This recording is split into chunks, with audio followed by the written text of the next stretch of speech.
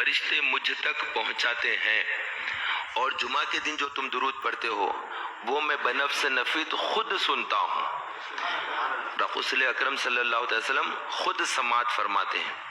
یہ سن کر ایک صحابی نے عرض کیا کہ یا رسول اللہ ابھی تو آپ حیات ہیں، سنتے ہیں، کیا پردہ فرمانے کے بعد بھی سنیں گے؟ اللہ کے نبی علیہ الصلوۃ والسلام نے ارشاد فرمایا اللہ رب العزت نے زمین پر حرام کر دیا ہے کہ وہ انبیاء کے اجسام کو کھائے۔ انبیاء اپنی اپنی قبروں میں زندہ ہوتے ہیں، تو اللہ تبارک و تعالیٰ کے حبیب تو امام الانبیاء ہے، سید المرسلین ہے، خاتم النبیین ہے، وہ تو حیات ہے ہی ہیں۔ ان کے نام پر کوئی مر جائے، ان کے نام پر کوئی کٹ جائے، اسلام کے لیے، قرآن کے لیے، دین کے لیے، اللہ کی محبت میں اگر کوئی مارا جائے تو اللہ رب العزت اس کو بھی حیات جاویدہ عطا کر دیتا ہے، وہ بھی مر کر پھر زندہ ہی رہتا ہے، شہید کہلاتا ہے۔ اور شہید کے بارے میں ہے قرآن میں کہ شہید کو تم مردہ گمان بھی مت کرو، بلکہ وہ زندہ ہے اور انہیں قبروں میں رزق دیا جاتا ہے، انہیں قبروں میں رزق دیا جاتا ہے۔ جتنے شہید ہو جاتے ہیں لوگ یہ سب اپنی اپنی قبروں میں زندہ ہیں اور اللہ تعالیٰ انہیں رزق دیتا ہے۔ اب ہم گمان نہیں کر سکتے کہ وہ رزق کیسا دیتا ہے، وہ کیسا کھاتے ہوں گے، پھر کیسا ہوتا ہوگا، نہ، وہ اللہ تبارک و تعالیٰ ہی کو معلوم ہے کیسا ہوتا ہے۔ ماں کی پیٹ میں بچہ ہوتا ہے تو اس کو بھی اللہ تعالیٰ رزق دیتا ہے، تو قبر میں اگر رزق دے دے تو پھر تعجب کی کیا بات ہے۔ آج اگر کسی کو کہا جائے کہ بندہ سر کے بل چلے گا تو بڑا تعجب ہوگا کہ سر کے بل کیسے چلتا ہے، انسان تو پیروں کے بل چلتا ہے، ہم تو یہی دیکھیں۔ لیکن حشر کے دن جب گناہگاروں کو جہنم میں ڈالا جائے گا تو وہ سب سر کے بل چلیں گے، بڑا تعجب ہوتا ہے کہ سر کے بل کیسے چلے گا۔ تو یہ اللہ تبارک و تعالیٰ کی ذات ہے، جو چلانا چاہے تو سر کے بل چلا دے۔ کیا آپ نے کبھی سنا کہ پیٹ کے بل کوئی چل سکتا ہے؟ لیکن اللہ تبارک و تعالیٰ سانپ کو تو پیٹ کے بل چلاتا ہے، پورا سانپ اور انسان سے زیادہ تیز چلتا ہے اور ٹیڑھا سیدھا آگے دائیں بائیں نکل جاتا ہے بہت تیزی سے، تو پیٹ کے بل چلا کر اللہ تعالیٰ دکھا دیتا ہے۔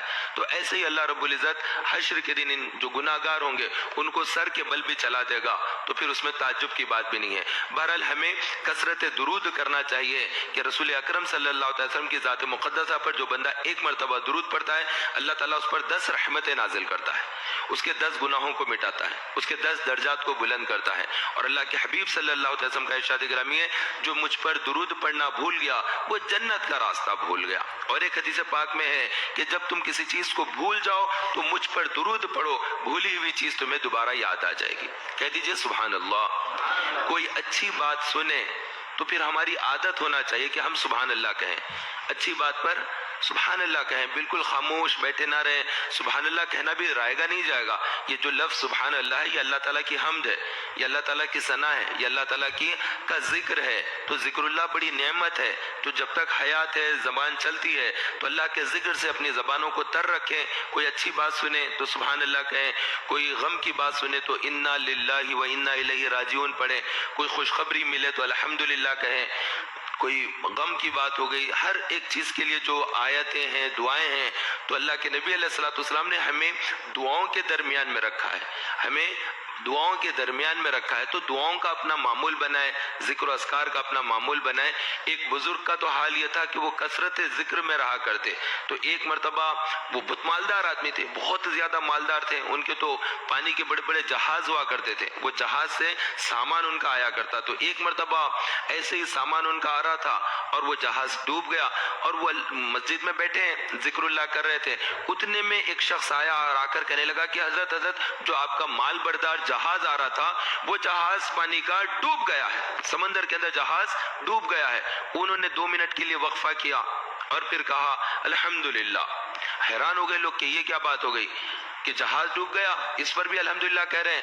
اس کے بعد تھوڑی دیر کے بعد پھر ایک شخص آیا، آ کر کہنے لگا حضرت وہ جہاز آپ کا نہیں ڈوبا، آپ کا جہاز تو سیدھا سیدھا لنگر انداز ہو گیا ہے، اس کو کوئی مشکل درپیش نہیں آئی، بلکہ کسی اور کا جہاز ڈوب گیا تھا۔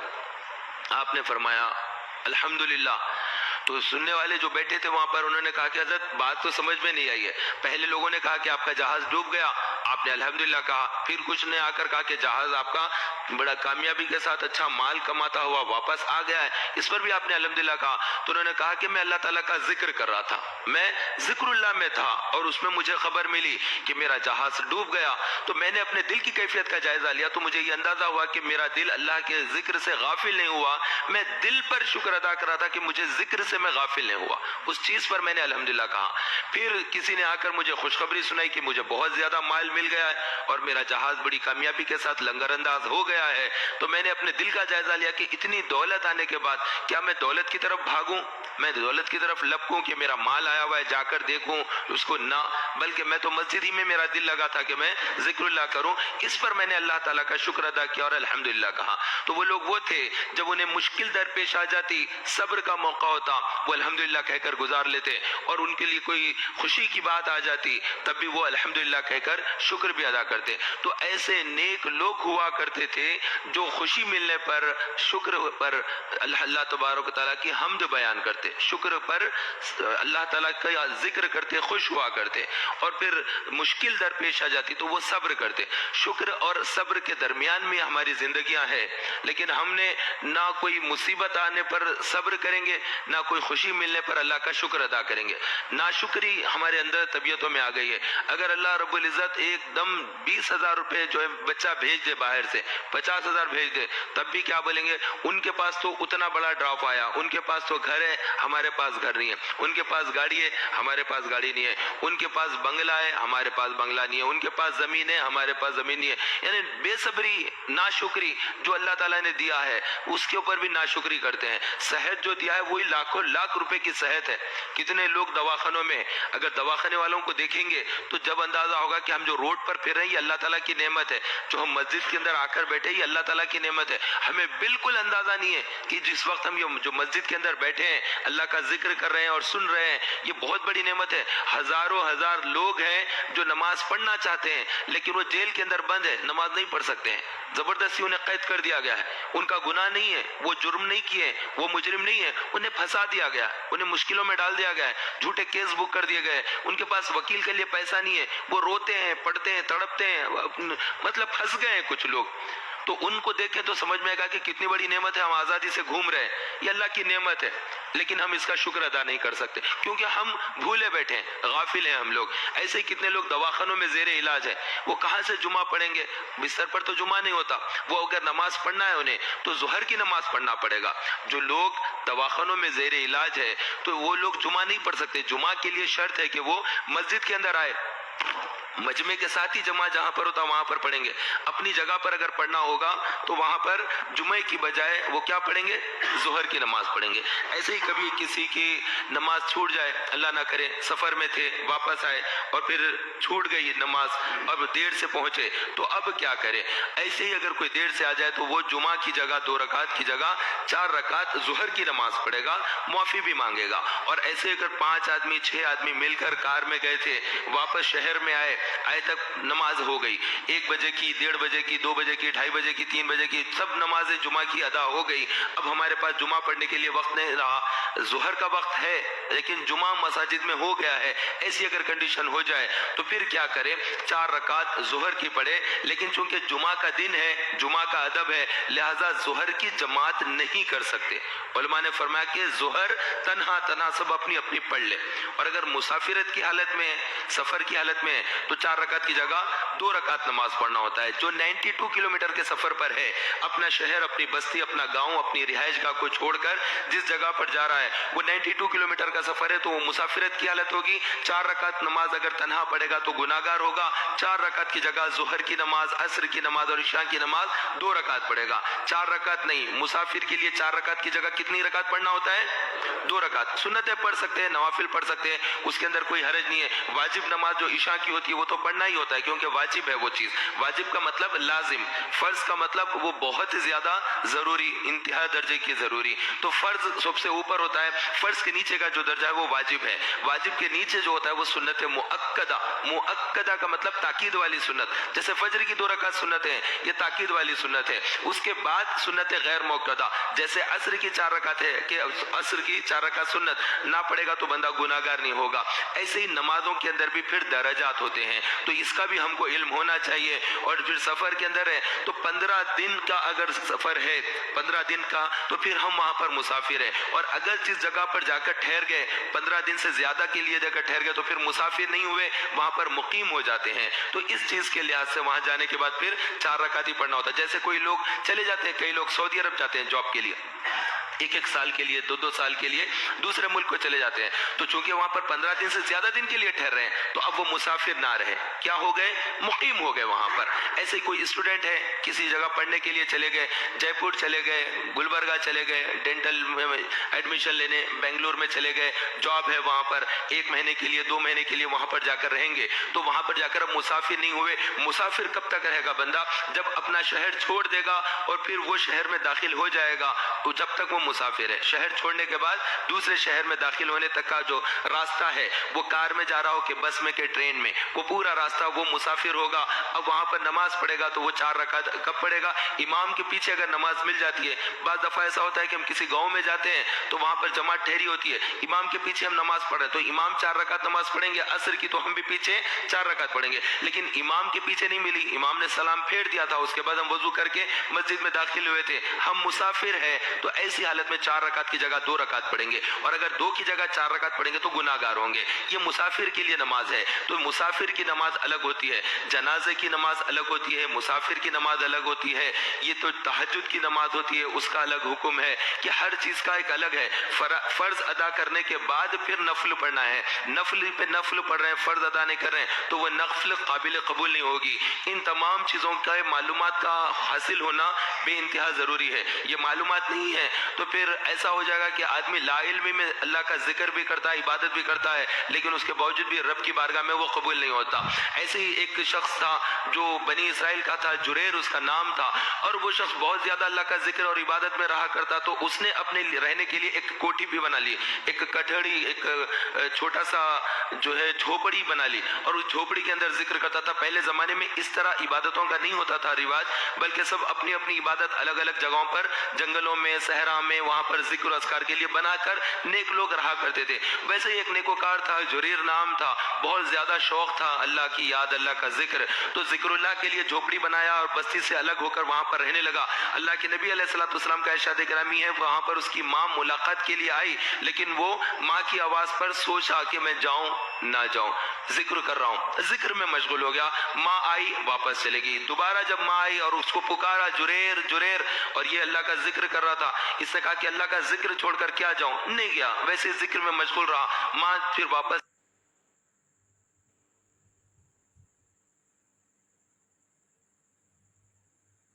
چلے گئی، اور پھر تیسری مرتبہ بھی ماں آ کر جب اس کو پکارا جریر، تو وہ اللہ کے ذکر میں ہی تھا، اس کو ذکر بڑا اچھا دکھنے لگا۔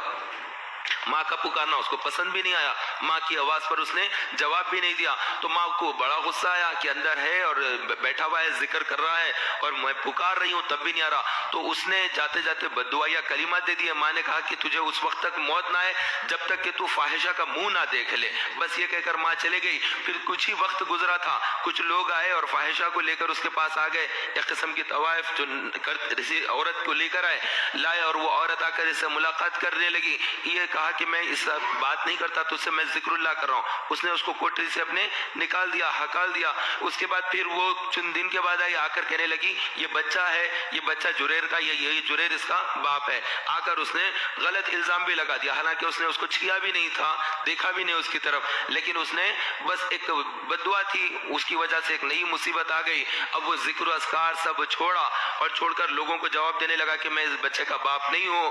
اب وہ عورت کہتی کہ یہی ہے، گاؤں کے اندر جو عزت تھی وہ پوری عزت خراب ہو گئی، اور پھر گاؤں کے لوگ آ کر ٹھہر گئے، تو اس نے اس بچے سے پوچھا، اے بچے تو بتا تیرا باپ کون ہے اور یہ ماجرا کیا ہے؟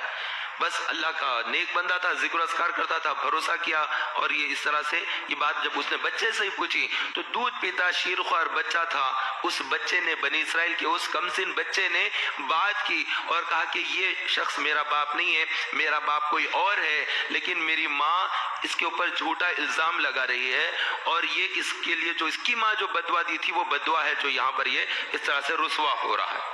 تو اللہ کے نبی علیہ السلام نے فرمایا کہ اگر اس کو علم ہوتا تو وہ یہ حرکت نہ کرتا، یعنی ماں اگر پکارے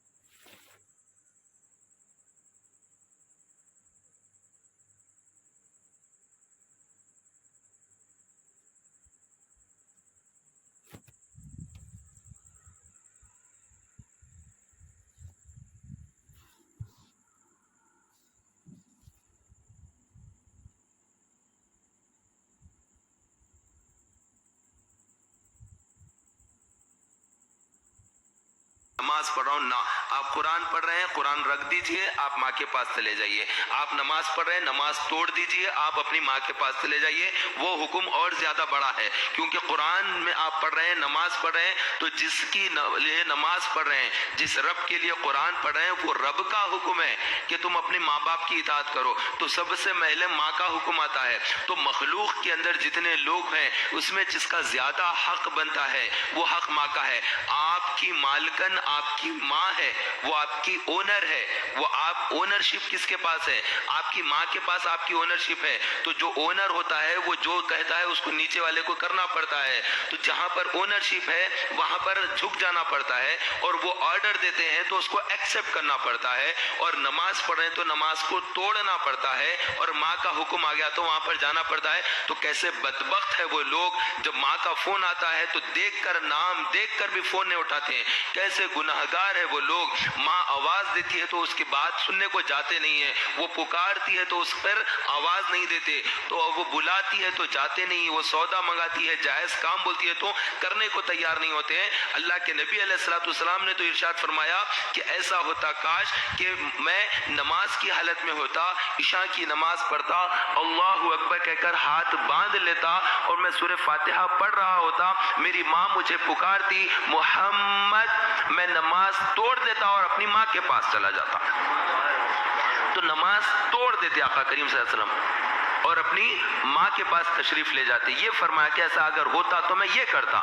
تو یہ ہمارے لیے درس ہے، ہمارے لیے تدریس ہے، ہمارے لیے سمجھایا جا رہا ہے کہ ماں کا مقام اور مرتبہ اتنا بڑا ہے کہ اب آپ قرآن پڑھ رہے ہیں، ابھی میں ویڈیو دیکھ رہا ہوں اور ویڈیو آگے بڑھ جائے گی پیچھے ہٹ جائے گی، ڈسٹرب ہو جا رہا ہے، ماں پکار رہی ہے، کیا ہو گیا، کیا نادانی ہے، عورتیں ہوتی ہیں، بیٹیاں ہوتی ہیں، بہنیں ہوتی ہیں، ماں بلاتی ہے کہ ذرا پیاز کاٹ دینا تھا، ذرا گھر میں یہ کام کر دینا تھا، میں سالن بناتی ہوں تم چاول بنا لینا تھا، روٹی تم ڈال لینا تھا، میں یہ کرتی ہوں۔ وہ بڑی تڑاک آواز کے ساتھ جواب دے دیتی ہے کہ میں نہیں کرتی۔ اگر نہیں کر سکتی ہے، کوئی تکلیف ہے، کوئی مجبوری ہے، کوئی دوسرا کام ہے، تو نرمی کے ساتھ ماں سے بولے، لیکن اتنا ہنگامہ کرتے ہوئے جھڑکتے ہوئے ماں کو نہیں کرتی ہوں بلکہ جو بچی کا بولنا ہے یہ بھی غلط ہے۔ تو بچی اگر غلط بول رہی ہے تو آپ جا کے تیش میں آ کے وہ دین کے خلاف کر رہی ہے، اسلام کے خلاف کر رہی ہے، آپ جا کر وہاں پر اس پر غصہ کریں گے، پھر آپ کی ماں آپ پر ناراض ہو جائے گی۔ تو وہ سب چیزوں میں نہیں، اس کو اکیلے میں نرمی سے سمجھائیں۔ اگر بہن غلط کر رہی ہے تو بہن کو ڈانٹ ٹپٹ کریں گے، یہ دین ایسا نہیں ہے، ماں کے ساتھ ایسا بات نہیں کرتے،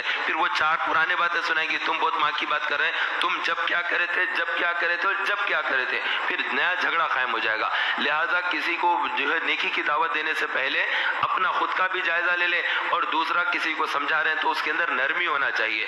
دعوت کے کام میں، تبلیغ کے کام میں نرمی ہونا چاہیے، نرمی نرمی اور نرمی، تبھی وہ کام ہوگا۔ ورنہ اگر سختی کے ساتھ اگر کسی کو سمجھائیں گے، کسی کو اپنا منوانے کی کوشش کریں گے تو کوئی بھی مانے گا نہیں۔ تو بہرحال میں عرض یہ کر رہا تھا کہ ہم کو اللہ رب العزت نے صبر اور شکر کے درمیان زندگی گزارنے کے لیے فرما دیا ہے۔ ہمیں حالات بدلتے رہتے ہیں، ہمیشہ ایک جیسے حالات نہیں رہتے، کبھی خوشحالی رہتی ہے، کبھی غم کے حالات آ جاتے ہیں، تو دونوں حالات کے اندر بھی انسان کی زندگی چلے۔ تو یہ ہمارے جو اسلام اللہ تعالیٰ نے ہمیں جو عطا کیا ہے، اس اسلام کے دو شعبے ہیں، اسلام کے دو شعبے ہیں، ایک شعبہ حقوق اللہ ہے اور ایک شعبہ حقوق العباد ہے۔ یہ دو شعبوں کے اندر ایک جو حقوق اللہ ہے اس کے اندر نماز ہے اللہ کے لیے، روزہ ہے اللہ کے لیے، زکوٰۃ دیتے ہیں اللہ کے لیے، حج بیت اللہ کرتے ہیں اللہ کے لیے، طواف کعبہ کرتے ہیں اللہ کے لیے، غلاف کعبہ چوم رہے ہیں، جا رہے ہیں، یہ ساری چیزیں ذکر اللہ ہے، قرآن کی تلاوت ہے، یہ سب اللہ تعالیٰ کے لیے ہے۔ یہ حقوق اللہ ہے کہ قرآن کا حق ہے، نماز کا حق ہے، ہمارا جو بھی کعبہ معظمہ ہے وہ تمام حقوق ادا کرتے ہیں۔ دوسرا جو شعبہ ہوتا ہے وہ حقوق العباد ہے، بندوں کا حق ہوتا ہے۔ بندوں کے حق میں رسول پاک صلی اللہ علیہ وسلم کا حق ہے کہ ان پر ایمان لایا جائے، ان کی ذات پر تعظیم کی جائے، توقیر کی جائے، ان پر درود بھیجا جائے، یہ اللہ کے نبی علیہ الصلوۃ والسلام کا حق ہے۔ پھر والدہ کا حق ہوتا ہے کہ ان کی تعظیم توقیر کی جائے اور ان کا ریسپیکٹ کیا جائے، اور انہوں نے جو حلال بات کہی ہے، جو جائز کام کا حکم دیا ہے اس کو کرے۔ پھر باپ کا حق آتا ہے، تو ماں کا حق پہلے ہے، بعد میں پھر باپ کا حق ہے، اس کے بعد پھر اور لوگوں کا حق ہے۔ تو یہ تمام حقوق کو سمجھنا ہوگا۔ آپ اگر یہی سمجھتے ہیں کہ میں مسجد میں آ جاؤں گا اور میں نمازیں پڑھوں گا تو جنت مل جائے گی، یقیناً نماز کے فضائل بہت ہے، یہ سب مگر حقوق اللہ ہے۔ حقوق العباد اس سے بھی زیادہ اہم ترین ہوتے ہیں. آپ کے نماز پڑھنے سے، آپ کے روزہ رکھنے سے، آپ کے حج کرنے سے لوگ اسلام نہیں قبول کر لیں گے. آپ کو بہت زیادہ قرآن کی تلاوت کرتے ہوئے آپ مسجد میں بیٹھیں گے تو لوگ آپ کا مذہب نہیں قبول کریں گے. غیر لوگوں تک اسلام کو پہنچانا یہ سب سے اہم ترین کام ہے، اور وہ حقوق العباد کے ذریعے ہوتا ہے. آپ بندوں کے جب حقوق ادا کریں گے تو غیر قوم دیکھ کر کہے گی کہ یہ لوگ اچھے ہیں. آپ خوب قرآن پڑھ لیتے بیٹھو، ذکر کرتے بیٹھو، یہ تو بہت سارے پنڈت بھی اپنا کام کرتے ہیں، بہت سارے لوگ اپنی اپنی چیزیں کرتے رہتے ہیں، وہ ایک اپنا ہے شعبہ، وہ چھوڑ دیتے ہیں اس کو. آپ کا لوگوں کے ساتھ سلوک کیا ہے، آپ کا لوگوں کے ساتھ بیہیویئر کیا ہے، یہ بہت زیادہ معنی رکھتا ہے، یہ زیادہ امپورٹنس رکھتا ہے. تو اس کے اندر رشتہ داروں کے حقوق ہے. رشتہ داریاں کاٹ دی، لوگوں کے ساتھ تعلقات توڑ لیے، تو ارے وہ تو لوگ آپس میں خود خاندان والے جھگڑتے رہتے، وہ ایک ہی خاندان کے، وہ لوگ ہی لڑتے رہتے ہیں، وہ کون سے صحیح لوگ ہیں؟ ارے وہی ایک ہی قبیلے کے، وہ لوگ پورا وہی کاروبار کرنے والے ہیں، وہی لوگ آپس میں جھگڑا کرتے ہیں، ان کی عزت خراب ہو جاتی ہے. ایسے ہی پھر پڑوسی ہے، ارے وہ پڑوسیوں سے آخری حسد کرتے، ان کا گھر بن رہا تو یہ ریتی کی گاڑی کیوں آئی تھی اس کے لیے جھگڑا کرے، سیمنٹ کی گاڑی آ گئی تھی اس پر جھگڑا کرے. یہ لوگوں کے ساتھ حسد بہت کرتے، ان کا دل صاف نہیں ہے یہ لوگوں کا، تو کہاں سے خوشی رہے گی؟ تو یہ جو حقوق ہوتے ہیں اس میں ماں باپ کے حقوق کے ساتھ پھر بیوی کے حقوق ہے، بچوں کے حقوق ہے. بینک اکاؤنٹ میں اس کے 1 لاکھ روپے تھے مرتے وقت میں، اب وہ 1 لاکھ روپے کو بانٹنے کے لیے بیٹے حق جتا رہے کہ ہم لے لیں گے، بیٹیوں کو نہیں دیں گے. اور وہ باپ کو وصیت کرنے کی توفیق ہی نہیں، اس کو علم ہی نہیں ہے کہ کیا کرنا تھا، کیا بولنا تھا، کس کے اندر کیا تقسیم کرنا، اس نے بھی کچھ نہیں کیا. اب یہ لوگ لڑ جھگڑ کے کیا کریں، بیٹے آپس میں بانٹ لیے اور بیٹیوں کو چھوڑ دیا. حرام ہے اس طرح کا پیسہ بانٹ لینا، کبیرہ گناہ ہے اس طرح سے پیسہ بانٹ لینا. باپ مر گیا ہے، بیٹے جو باپ کی دولت کو بانٹ رہے ہیں تو یہ وراثت کی تقسیم ہے، اور اللہ کی کتاب کے مطابق تقسیم کریں گے تو کامیاب ہو جائیں گے، ورنہ جہنم کا ایندھن بن جائیں گے. قبر کا عذاب ہے اس کے لیے، اور آخرت میں دردناک عذاب دے گا اس کے لیے اللہ رب العزت، جو باپ کے مرنے کے بعد اس کی دولت پر قبضہ کر لے اور بہن کو اسے محروم کر دے. اب جب کہا جاتا کہ بہن کو کیوں نہیں دے رہا ہے تو کہیں گا کہ نہیں، بہن کو اسکول میں پڑھائے تھے، کالج میں پڑھائے تھے، تو ان کے اوپر خرچہ کرے تھے، تو شادی کے اندر خرچہ ہوا تھا، تو تیری شادی نہیں کرے تھے کیا؟ تیرے کو اسکول نہیں پڑھائے تھے کیا؟ تجھے کھانا نہیں کھلائے تھے؟ وہ ساری چیزیں بھلا دے گا، بس کہے گا تو بہن کے اوپر جو خرچہ ہوا وہ گنائے گا. تو بہن کے اوپر باپ نے خرچ کیا ہے، زندگی میں جو خرچ کیا اس کا حساب کوئی نہیں لے سکتا. باپ جتنا چاہے خرچ کر دے، جتنا چاہے پڑھا دے، جتنی مہنگی چاہے شادی کر دے، 1 لاکھ روپیہ شادی میں خرچ کر دے، 10 لاکھ روپے کی بیٹی کی شادی خرچ کر دے، اس سے تیرا کوئی سروکار نہیں ہے. اب مرنے کے بعد جو چیز باقی رہ گیا وہ وراثت ہے، وہ ورثہ کے اندر تقسیم ہونا ہے. اس میں کوئی جھپٹا نہیں لے سکتا، کوئی زیادہ نہیں لے سکتا، کیونکہ مرنے کے بعد وہ شخص کی لاش پڑی ہوئی ہے. اب اس کا مالک کون ہے اس کے مال کا؟ اللہ. اب کوئی اور مالک نہیں ہے، اس کے مال کا مالک خود اللہ ہو گیا ہے. اب اللہ جب مالک ہو گیا ہے اب وہ تقسیم کرے گا، کیونکہ مالک مال کا کون ہو گیا ہے؟ اللہ ہو گیا ہے. اس کی کتاب کے ذریعے کرے گا. وہ اس نے کتاب میں فرما دیا بیٹوں کے لیے 2 حصے، بیٹی کے لیے 1 حصہ. تو اس کا مطلب یہ ہوا 2 بیٹے ہیں، 2 بیٹیاں ہیں، تو دونوں بیٹوں کو 40-40 ہزار ملے گا اور دونوں بیٹیوں کو 20-20 ہزار ملے گا، کیونکہ 1 حصہ بیٹی کا ہے اور 2 حصے بیٹے کے. اس طرح سے مال کی تقسیم ہوگی. نہیں پورا کا پورا بیٹیوں کو نہیں دوں گا، 20 ہزار بھی نہیں دوں گا، 40 ہزار کے ساتھ 20 ہزار وہ بھی لے لوں گا، اس کا بھی چھین کر 60 میں کھا جاؤں گا، اور میرا بھائی ہے وہ بھی 60 کھا جائے گا، اور دونوں بہنوں کو بھی 20-20 ہزار نہیں دیں گے، محروم کر دیں گے. حرام ہے اس طرح سے بیٹیوں کو نہیں دینا. تو اگر بیٹیوں کو نہیں دیے تو باپ نے یہ گناہ کیا ہوا ہوگا. اگر غور کریں گے وراثت کی تقسیم میں، آپ کے پھوپھیوں کا مال کھا کر حرام ذریعے سے آپ کو پالا ہوگا. آپ کا باپ ہی ہے لیکن اس نے حرام کام کیا ہے، وہ حرام خوری کر چکا ہے، کیونکہ اس نے بہنوں کا حق مار دیا، دادا کی جائیداد کے اوپر اس نے قبضہ کر لیا. اس نے نہیں کیا تو اس کے بڑے نے کیا. اس طرح سے یہ چیزیں ہوتی ہے. تو یہ چیز جو حقوق ہے جب یہ پامال کر دیے جاتے ہیں تو اللہ رب العزت ناراض ہوتا ہے. تو بہنوں کا جو حق بنتا ہے وہ حق ادا کرنا ہے. بھائیوں کے کیا حقوق ہے، پھر پڑوسیوں کے کیا حقوق ہے، رشتہ داروں کے کیا حقوق ہے، یتیم کا کیا حق بنتا ہے، کس کے ساتھ کیا سلوک کرنا ہے، بیواؤں کے ساتھ کیا رحمت والا معاملہ کرنا ہے. یہ تمام چیزیں ہیں. ہم نے بیواؤں کا کوئی وہ لحاظ نہیں، غریبوں کا کوئی خیال نہیں، یتیموں کا کوئی خیال نہیں، کس کن سے کیا مل سکتا ہے، جھوٹ بولو، غلط کرو، پیسہ جمع کر لو. یہ پیسہ کام قبر میں نہیں آئے گا. قبر کے اندر ایمان لے کر جانا ہے. اور یہ تمام بے ایمانیاں کر کر جو پیسہ حاصل کرتے ہیں، کسی کی دکان پہ قبضہ کر لیے، نہیں ان کے پاس ڈاکومنٹ نہیں ہے، میرے پاس ڈاکومنٹ ہے، وہ لائٹ کے بل کا یہ کرایا تھا، اس کا یہ کرایا تھا، دھوکہ دیا تھا، یہ کیا تھا، اب میں قبضہ کر لوں گا. اور کچھ بولیں گے تو میرے پاس کورٹ کے بھی پاس جانے کا راستہ ہے، وکیل بھی کر سکتا ہوں. اور غنڈے قسم کے آوارہ جو موالی ٹائپ کے لوگ رہتے، لیڈر ٹائپ کے لوگ رہتے، وہ لوگوں کے ساتھ دوستیاں رہتی ہے، لیڈروں کو لے کر آ کے زمین پہ قبضہ کر لیں گے، کرایہ دار تھے لیکن پورا کا پورا مالک کے مکان بن گئے، جا کے ڈاکومنٹس چینج کرا لیے، یہ سب حرام ہے۔ اور جو اس طرح سے کسی کی زمین کے اوپر ناحق قبضہ کر لے گا تو اللہ تبارک و تعالیٰ حشر کے دن یہ جتنی ساتوں طبق ہوتے، جتنی زمین کا قبضہ اس نے کیا ویسے ساتوں طبق اس کے اوپر ڈال دے گا اور وہ اس کا بوجھ نہیں اٹھا سکے گا، وہ اتنا زیادہ عذاب میں اللہ تعالیٰ اس کو مبتلا کر دے گا۔ تو ہم کسی چیز پر قبضہ کرنے کے لیے دھوکہ دہی نہ کریں۔ بہنوں کا حق ہوتا ہے، رشتہ داروں کا حق ہوتا ہے، پڑوسیوں کا حق ہوتا ہے، جس کا جو حق بنتا ہے دے دے، کیونکہ ہم قبر میں جانے والے ہیں، ہم اس دنیا میں لمبے عرصے کے لیے نہیں آئے ہیں، بہت کم وقت یہاں پہ رہنا ہے۔ اتنا چھینا چھپٹی جھوٹ غلط طریقے سے پورا کمائیں گے، پھر یہ کریں گے کیا؟ یہ سارا جو گناہوں کے ذریعے کمایا ہوا مال ہے یہ اپنی اولاد کو چھوڑ کر جائیں گے، اور اولاد بھی جانتی ہے کہ باپ نے حرام طریقے سے کمایا، بہنوں کا حق ادا نہیں کیا تھا، محلے والوں کو دھوکہ دیا تھا، کاروبار میں جھوٹی قسمیں کھا کر بیچتا تھا، پھر وہ بھی غلط استعمال کرے گا پیسے کا۔ حساب کس کو دینا ہے؟ قبر میں پیسے کا حساب کس کو دینا ہے؟ جو پیسہ کمایا تھا اس کو حساب دینا ہے، اور چھوڑ کر چلے گئے وہ تو اولاد کرے گی خرچہ، اور وہ کیا معلوم صحیح کرے گی غلط کرے گی، اچھا خرچ بھی کر سکتی ہے، برے جگہ بھی خرچ کر سکتی ہے، تو وہ ساری مصیبتیں ہمارے گلے پڑ جائیں گی۔ لہٰذا اپنے اولاد کو صحیح تعلیم اور تربیت دینا ہے، اور خود حرام کے کاروبار سے جھوٹی قسمیں کھا کر کاروبار کر رہے ہیں، مجھے اتنے میں نہیں پڑا تھا، مجھے اتنے میں نہیں آیا، اس طرح سے کہہ کر جو کاروبار کرتے ہیں وہ غلط ہے۔ زیادہ قسمیں کھانے سے بھی اسلام میں منع کیا گیا ہے، اور دھوکہ دے کر ایک مال بتا کر دوسرا بیچ دینا ہے، سامنے پورا سجا کر رکھے اور پھر اٹھا کر جب توڑ رہے تھے تو پورا خراب چن کے ادھر ڈالے تھے، وہ جلدی ادھر کا پورا ڈال دیے، تھیلی میں ڈال کر اٹھا کر دے دیے، وہ اس طرح سے دھوکہ کر رہے ہیں۔ نہیں، آپ جو ہے جو قیمت بولے تو جو چیز مال دکھا رہے ہیں وہی مال رکھے، وہاں پر تو سامنے پورا ترکاری ہے، میوہ ہے، سب جمع کر جو ٹھیلے پہ رکھ دیے وہ خوبصورت رکھ دیے، کچرا قسم کا مال جو پھینک دینے کا ہوتا ہے وہ پورا ادھر رکھے، جیسے ہی کوئی خرید رہا فوری سے وہی اٹھا کے ڈال کے اس کو بیچ دیے، یہ بھی ایک قسم کا دھوکہ ہے۔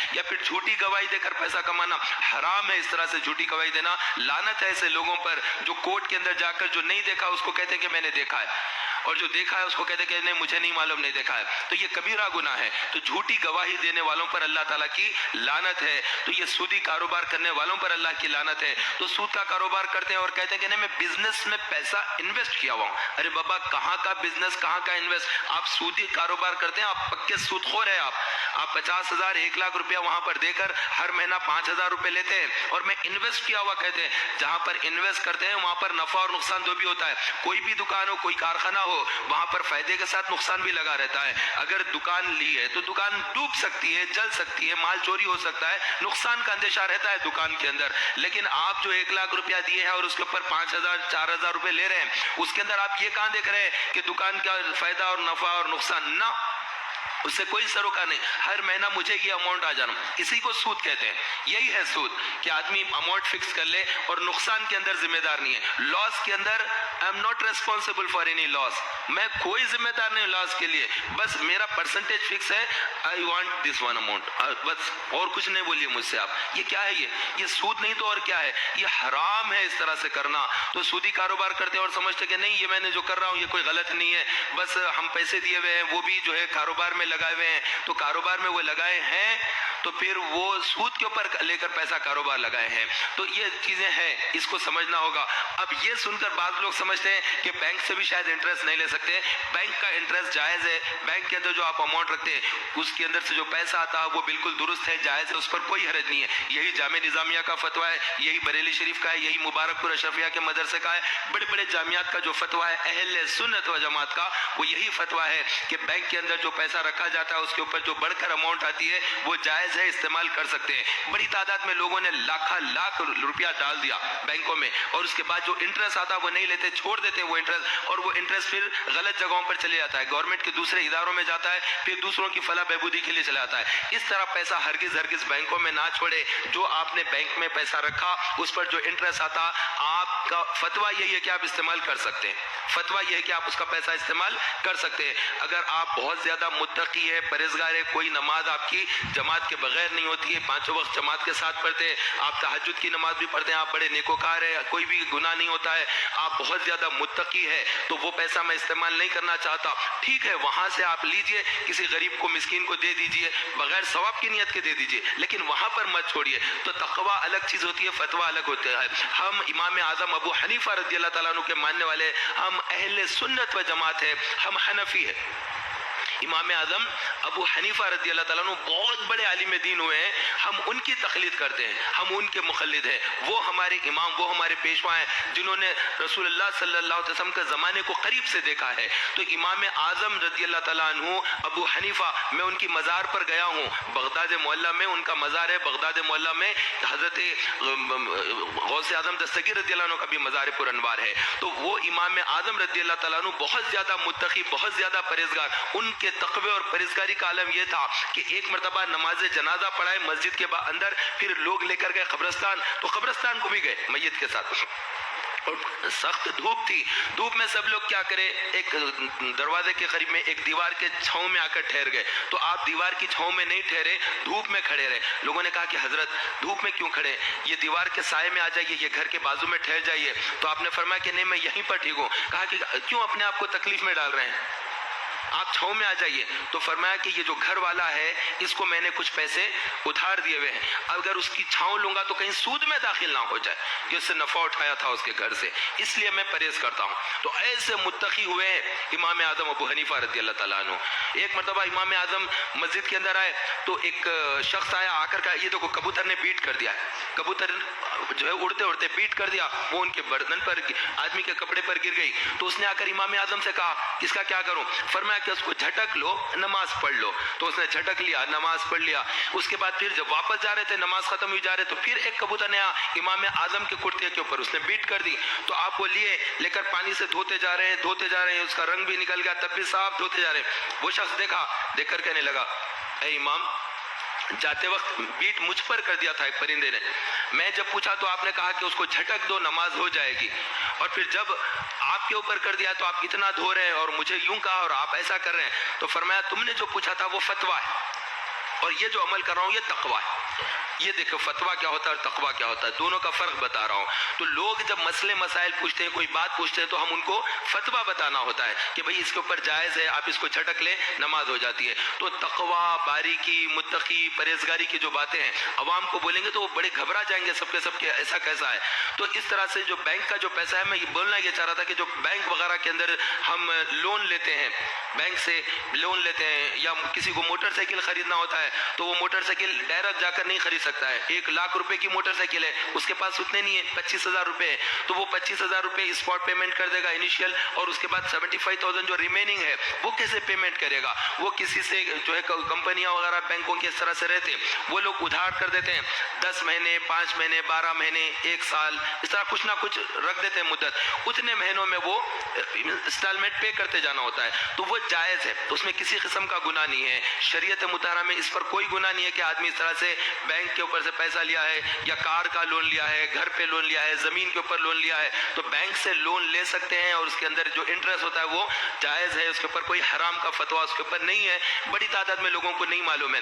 کسی مسلمان سے پیسہ لیا, اس پر پیسہ ایکسٹرا دے رہا ہے, یہ سود ہے اور یہ حرام ہے. تو یہ سود کا لینے والا بھی جہنمی ہے, سود کا دینے والا بھی, کیونکہ اللہ کے نبی علیہ الصلوۃ والسلام نے ارشاد فرمایا سود لینے والے پر اللہ کی لعنت, سود دینے والے پر اللہ کی لعنت, سودی کاروبار کو لکھنے والے پر بھی اللہ کی لعنت, اور سودی کاروبار کا جو بندہ گواہ بنتا ہے اس گواہ پر بھی اللہ کی لعنت. یعنی چاروں قسم کے لوگوں پر اللہ کی لعنت ہے. تو بہرحال یہ باریک باتیں تھی, جو ضروری باتیں تھی, آپ کی خدمت میں عرض کیا ہے. اللہ تبارک و تعالی ہمیں حقوق اللہ کے ساتھ حقوق العباد کو اچھے طور پر ادا کرنے کی توفیق عطا فرمائے.